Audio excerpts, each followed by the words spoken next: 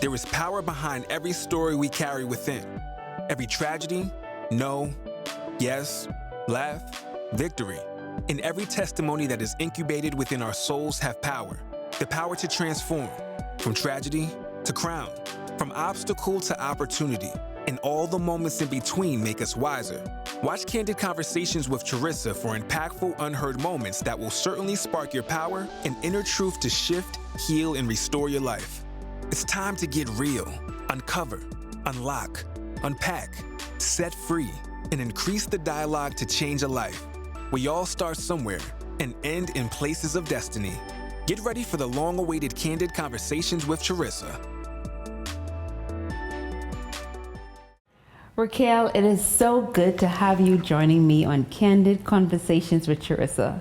I cannot believe it, but I'm here. It's actually been a while. You and I have known each other for years. Yes, high school. Years. High school. High school, I won't elementary. age us. No, let's not do that. I don't want to age us.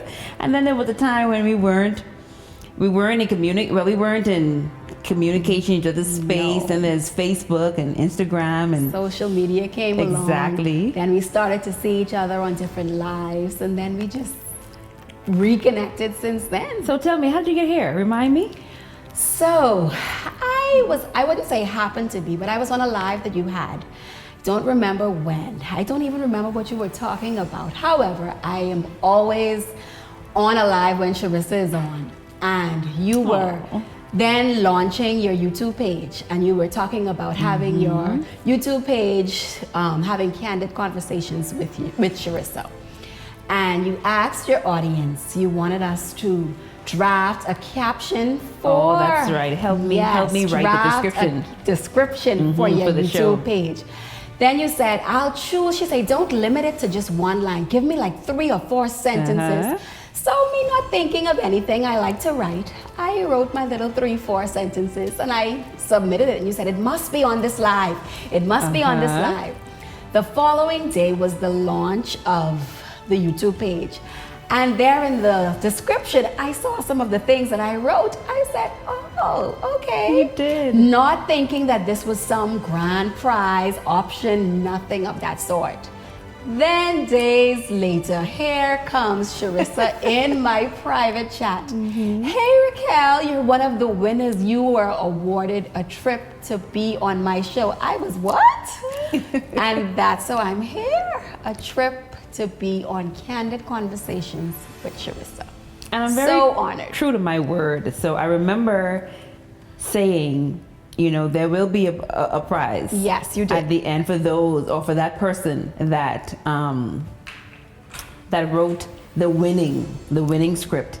And I think I ended up finding just a few that I liked. Yes. And I made sure, because I wanted to keep it fair.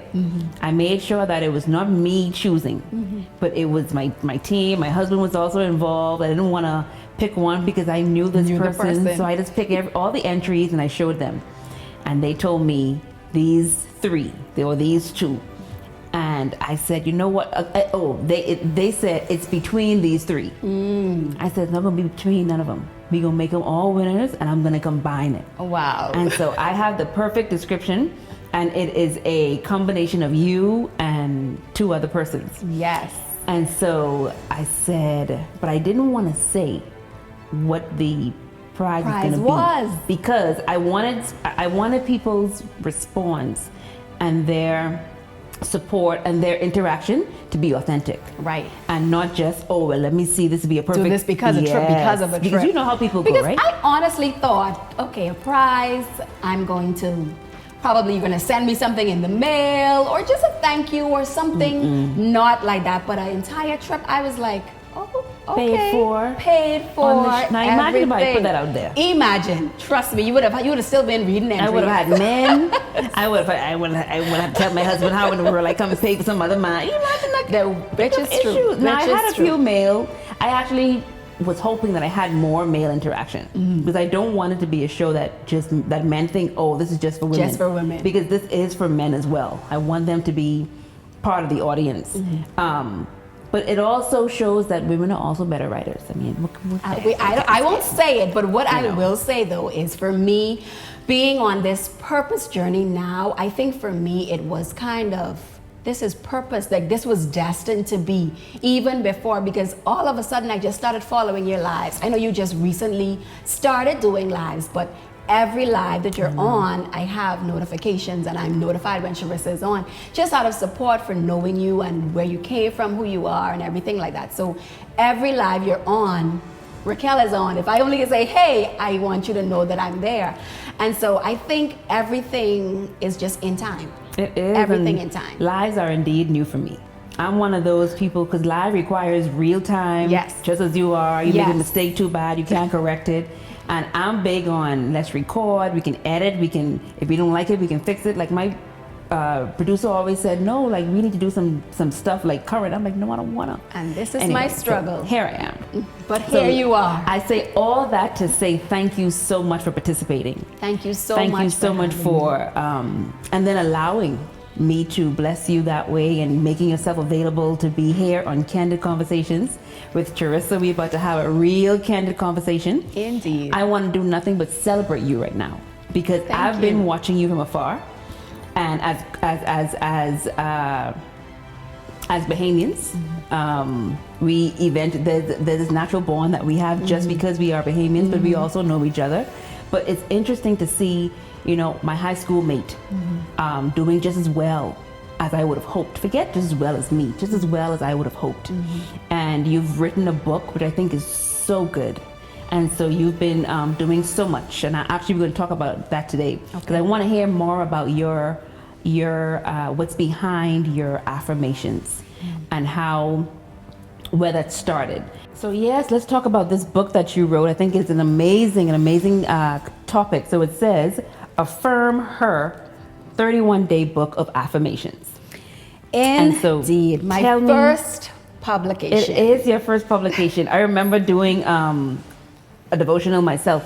Well, mine didn't come pandemic. Mine came post my experience with my parents, losing my Okay. parents.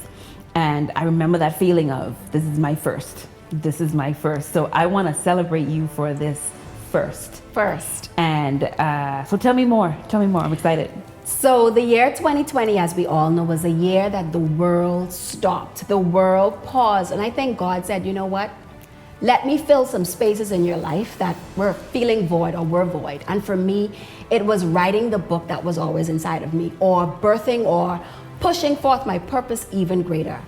And in that year, I know I always was told, you can write from a child, I've been a journaler. I have a journal in every color, shape, form, fashion. I've always been that girl. And for me, COVID year, I started to write. Not even thinking about authorship, not thinking about there would be a book at the end of this. And in that year, I started, there was a person on live doing masterclasses and also different lives about resetting your personal economy.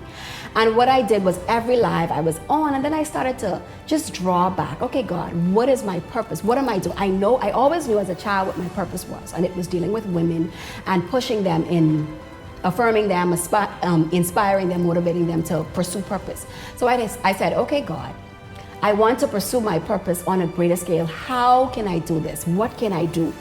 There came Aim Her, the brand that I launched.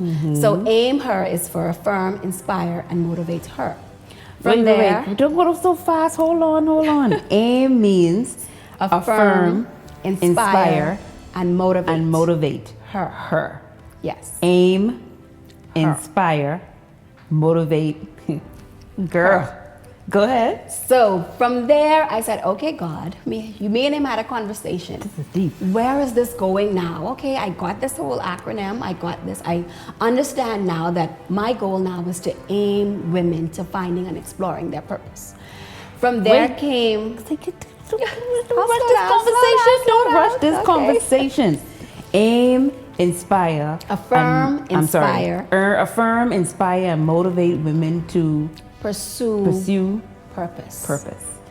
And the reason why I'm going back is because one of the other co-winners, she and I did our conversation on women in leadership. And it was so, and she's from Australia, so I thought it was just so interesting. And now here you are talking about how important it is for women to affirm and be inspired and motivate not only others but themselves. And I think that's what I like about this book. This book, because you think it's affirm her, but it's not affirm her somebody else. No, it's affirm her yourself. Yourself.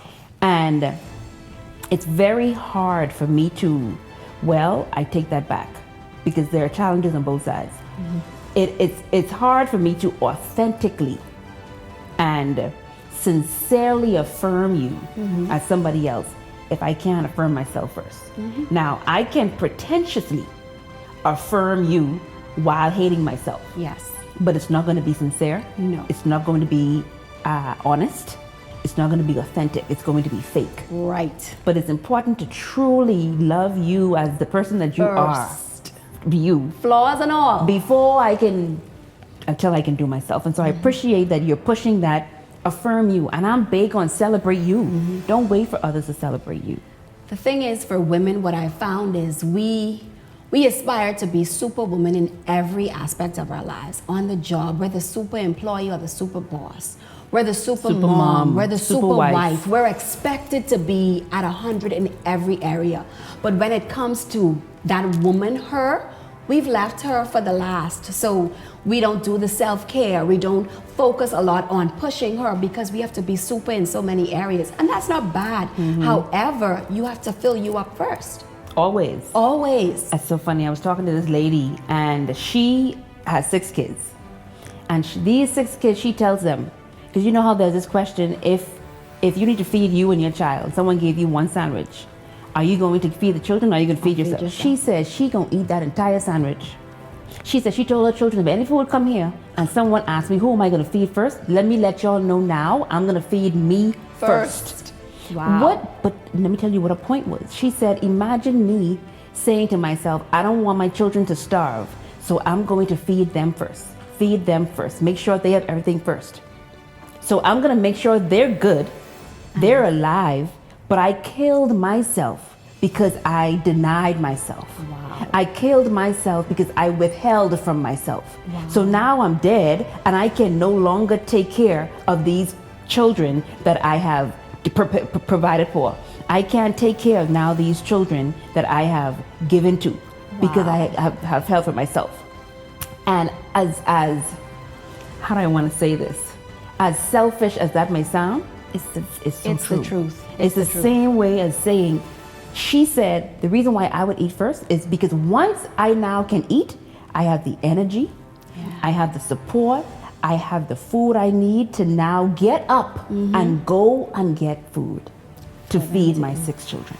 Wow. But I can't do that if I am weak, if I'm lethargic, if I'm hungry, if I can't move, if I just don't feel mentally supported, I can't do any of that. Can't do it. And if we as women understand that, we would be better off. Filling yourself first, you're able to do so much more.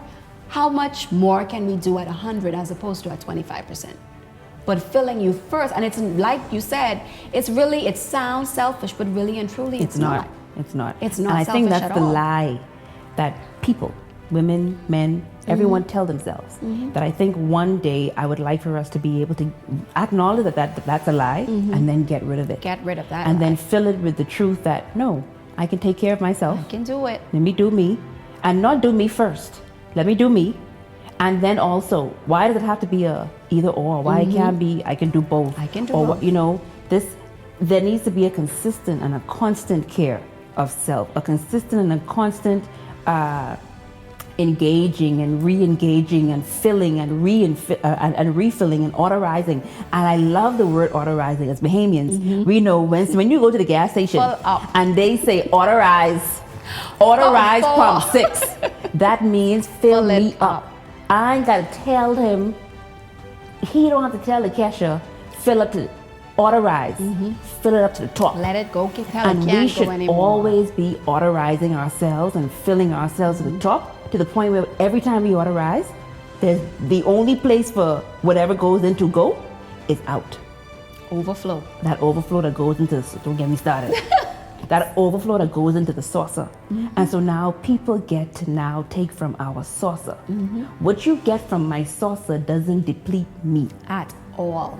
but you still get all the goodness that I put there. That's why I think the other important thing when we talk about putting into ourselves and making sure that we're filling ourselves is the content of what we put in ourselves and what we fill ourselves up with is so just as important Just as valuable, because that very content we put in is what now extends to our community, spills over. our family, our children, our friends, our work. And so it's just as important as it is for us to be filled with quality, the quantity also needs to be just as important. To maintain that quality. So I had a question I wanted to ask you. So let's see. And it's funny, and you and I have known each other for a while. So when I asked you, I was asking you back in the green room, I said, how long have you been married? And you tell me 10 years, but I remember, like, you're in set with my brother, and Cha was behind me. I'm married 1 year in. And to see you 10 years in, and my question to you was, are you still honeymooning? And you said yes. 10 years in, 1 year in, and that was so encouraging to me. To know that you can still honeymoon, like still be on a high for your marriage 10 years later, 2 kids in? Is it 2 kids? One kid in. Child. And still doing you, still being able to do this, which lets me know that there's some support that you get. So when you did you notice a difference in your home life when you started applying this Affirm Her to your life? I do, and like you said, there is a support system. What I found was my husband, before writing the book and before jumping into the Aim Her journey, I found that I always thought, this man, his dreams are so big. And I'd be like, let's worry about today. You just so far. But now I see it as faith. I don't count it. He always tells my son, Kai, boy, mommy could be this and mommy's, and I say, keep speaking it, keep speaking it. So his seeing me beyond what he's seen now is so encouraging, so I want to do more. Every day, even last night when I got in, and I told him he got off at 12 o'clock last night, so I had to stay up until he got home to video call. And I called him and I told him, I'm in safe, whatever. So when you do this, like, he's just so far beyond where I think I'm at now. So that's the encouraging factor, having that support system. Because it's interesting that you asked that, because there was 2 nights ago at home, I was speaking to a friend and she asked me, how does he feel about me being more in the limelight now? And I was like, he has no problem, because he feels as if when you go up, Kai, me and you, we go into, so that's his thing. Because I know some men are intimidated by it, but he is not at all intimidated. He is pretty much background anyway, but he likes the fact that mommy is doing this, my wife is doing this. We were talking one day and he said, if someone was to ask him, he'd be like, yeah, that's my wife, that's my wife. So he likes this. So what I saw before as this man just dreaming, and he'd be like, well, Raquel, when we get this, when we get that, now I see it as this man has some big faith. And he believed. So now he saw more on me than I even see in myself. So he kept telling me, when you're going to start this YouTube page, you could do this. And in my mind, I'm like, boy, just trying to take it one day at a time. But he saw this even before the book. He was telling me that. And I was just trying to stay background, trying to stay low profile. But he saw what I never saw. So now that he is seeing the manifestation of this and the brand and persons, he said, you want everybody live, you doing this, when are you going to do this for yourself? You know who our coach is. Okay. So at the end of the day, I feel as if the support is my driving force, honestly. And because he is that support and not intimidated by my success or intimidated by what I'm doing, his thing is always, what's next? When I first drafted the book, he had to be the first one to get a copy. Like, I can't give to nobody else. Where's my copy? Even though they said Affirm Her, no, you wrote something, I want that. So that's my motivation, coming from a spouse. So that's, I think, is one of my biggest drives now, is having that support. And I absolutely concur with you. Like, you and I share the exact same sentiment. I did a live right before this for 15 minutes. And my husband was in the same room as me. And he popped on the live. So of course, when he's on the live, I see his name. And I said to them, you have no idea what that does to me. Literally. mentally, emotionally, to see him, because sometimes you see a person alive and you're not interested. No. But to know that he's interested enough to support me. So even on my lives, when they do that, the ones that you watch, he's on those lives and he's there commenting. You know, Matt, he's He sure there is. commenting. Being a fool. But I love that. Like, I remember when he and I were, we were dating, and it was important in the absence of my parents, it was important for my aunt to be that person to give, blessing, but she also had to scout him out first and, Of let me know course. if he's good enough. Of course. And one of her questions that she asked him was, and she didn't know how to ask him. She was kind of beating around the bush, but I didn't know where she was trying to go. And she was trying to be nice about it. But in essence, she was saying, Charisa have a calling on her life. And this is what she is, what you see is what you get, and you're probably going to get more. Pretty much, can you handle that? Can you handle that? And then are you here for her, or are you here to take from her? Wow. Are you here to support her, or are you here to just want to be, see how far you can get with her? And his response was, and it would have taken a very weak person to hear this response, but his response was he didn't care. Right. He cared less what my status was. That part. He cared less, what I had and where I was, like that didn't matter to him. The fame and the limelight didn't matter. And so he said that. That was about 2 years ago, no problem. Now, 1 year into marriage with him, and I've seen it. I've lived it. I've watched him be there and support. Before I have to speak, he wants to know what you're going to talk about, so I have to run the points by him. I get, we have conversations, and I get new revelations. He's here as I produce this. He's here in the background as assistant number 2. So if you look at the credits, you see him. I do. And it's important for me to even do that because I want to celebrate him. I want to appreciate, let him know that I appreciate you that much, that I ain't ashamed for people to know that you have been behind me no matter what. So it's so nice to have that cheerleader, yes, who is for you, but they're not fighting against you. They're for you, and even so, what gets to happen is he's for me, but he is also doing big things himself. Yes. So he gets to be for me, and then the very next day I get to be for him. And then he doesn't feel that there's competition. There isn't We're not any competition. Competing with each other. I love it. It's a we beautiful both thing. in our a own beautiful lanes. thing. Yeah, it's really a and I beautiful think thing. it starts here. I think there are so many women that are looking for people to do this, and they're looking in all the wrong places.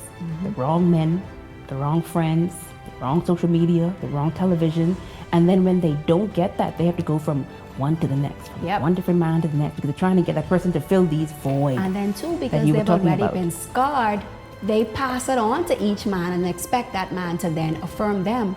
No, you need to go back. Wash off all of those things that you've gathered from man 1, man 2, man 3, because you have to go internal now. Exactly. We look externally for these things when it's the internal process that we need to work through to understand that I am worth it, to understand that I am resilient, to understand that I am becoming. But it's finding that in yourself, not someone else telling you those things.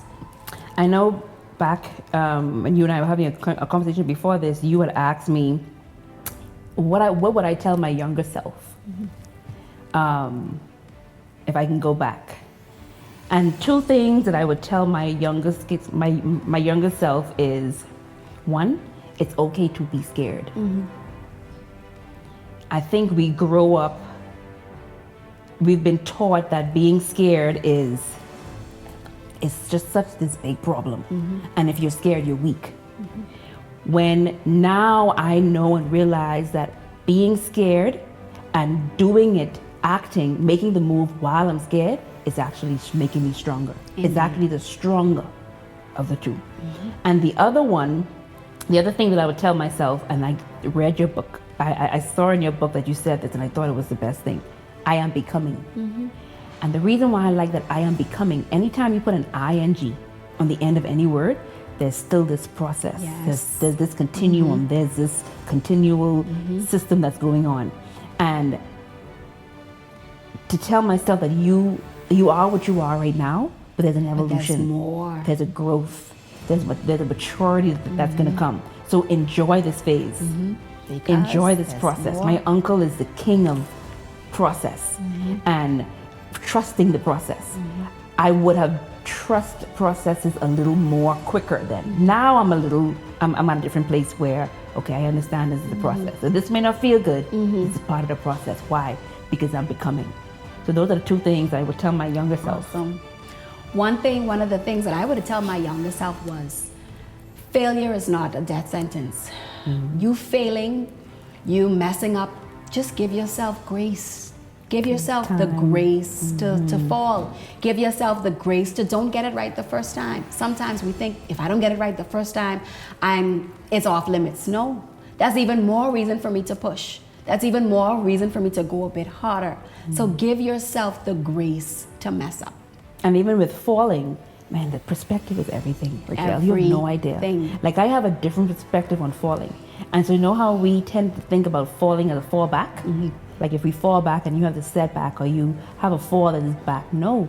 Why can't we think about it as falling forward? Do you know how falling forward in football is so important? Okay. And I'm a football fan now. Those little inches, I know they what in the add up. world football about. I don't ever see the football. Ask my husband. We'll be watching a whole football game. A whole play would happen. And I would have never seen the ball. By the time I see the ball, it's in the referee hand. But what I do know is when they fall, they intentionally try to fall forward, because those extra points that inch up is important to their yard. Like, that is amazing. But we look at it as falling back, and we think about it as a setback, as a bad thing. If you can fall forward. At least fall forward. At least you a couple inches than you were before. Indeed. So this is really, really good stuff. And the time that they give us is not long enough. So short. But I want to thank you so much. So what is one thing that if you can tell a woman who is struggling, especially now, who may be going through a crisis, who is suffering, what would you tell her now to help affirm her? To the woman that needs the affirmation to move forward, one, like Charisa said, and in the book it says, you are becoming. You've not ended. Your life has not ended. You still have hope. There's still life. There's still breath for you to become more, to do more, and to be more. Take time to affirm you first. Why? Because you cannot pour from an empty cup. Filling yourself allows you to fill those around you with hope, with the future, with the sustenance, your family, your friends, your co-workers, whoever. But life has not ended. There is still more. The fact that you woke up today is more, tells me that there is more. The fact that you open your eyes tells me there's more. Believe that there's more. It's not the end. Affirm yourself first. And for the women who don't know where to start on what to say to yourself and how to affirm you, the best place for you to start is with Raquel's book, Affirm Her, 31-Day Book of Affirmations. It is the perfect place for you to find the right thing to encourage you so that you don't bleed into the others, people around you, and into your community, but actually be the best version of yourself for them.